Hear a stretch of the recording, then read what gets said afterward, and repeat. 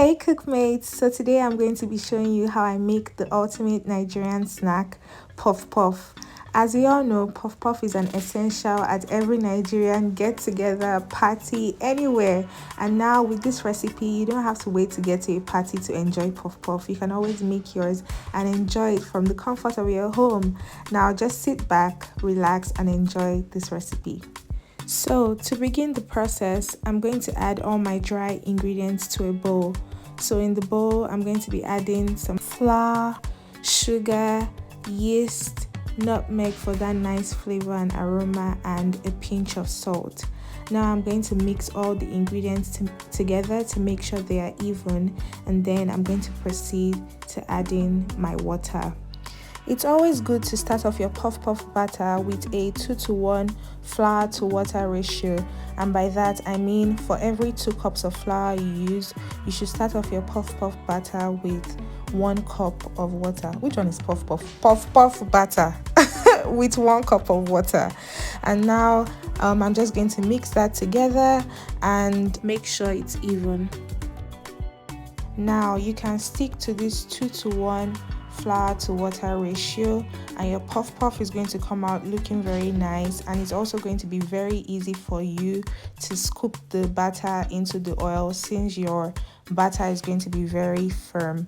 But if you're like me and you like very soft and succulent puff puff, you can go ahead and add a 1/4 cup of water to your puff puff like I did at this point, and just continue mixing. This will make your puff puff very soft and succulent. Also, as I mix, I like to beat the batter, and this will improve the texture of your puff puff by making it very fluffy.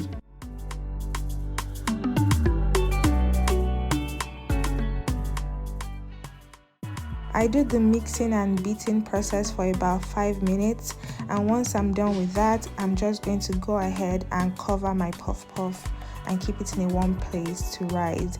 Now I like to cover it with a plastic wrap first before using a clean kitchen towel, because sometimes the puff puff rises so high that it could stain your kitchen towel if you put it directly over it. So by doing this, you don't have to wash every kitchen towel you use to cover your puff puff. No, any stain or any batter that rises up to the very top will touch your cling film instead of your kitchen towel. Now it has risen, as you can see, it has more than doubled the size or doubled the size, and now I'm just going to go ahead and take off the plastic wrap and get ready for the frying process. As you can see, the batter is a lot more sticky than it was when I initially mixed it, and this is due to the activity of the yeast. For the frying, because you're going to be deep frying your puff puff, you need enough oil in the pan or the pot you're going to be using, and you need to make sure it's on medium heat so that the puff puff doesn't get brown on the outside before it's fully cooked on the inside. To fry the puff puff, I'm going to be scooping some of the batter to the palm of my hand and gently releasing it into the oil by squeezing it in between my index finger and my thumb.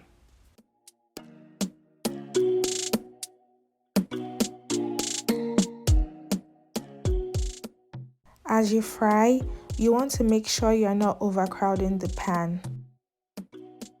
Also, this was the second batch of puff puff I was making, so with this recipe you're going to be getting about double the quantity of the puff puff currently in the pan.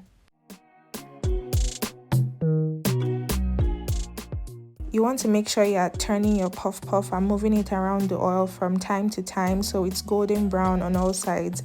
And trust me guys, there are just some puff puffs that are so stubborn and will refuse to turn. But just make sure you try your best to get it around the oil for the most part.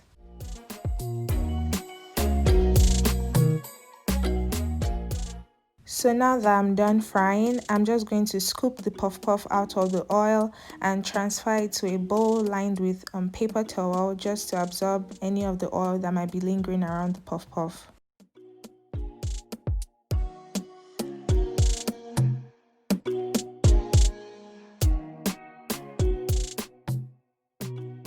And that's it, cookmates. We're done making the puff puff. Look at how beautiful it looks. Oh my gosh, I just love these golden balls of deliciousness. Now I'm just going to be opening one of the puff puffs to show you what the inside looks like. It came out very nice, soft and fluffy, and it didn't absorb any oil at all. Thank you so much for watching, cookmates. I really do hope you try out this recipe, and I'll see you in my other videos. Bye.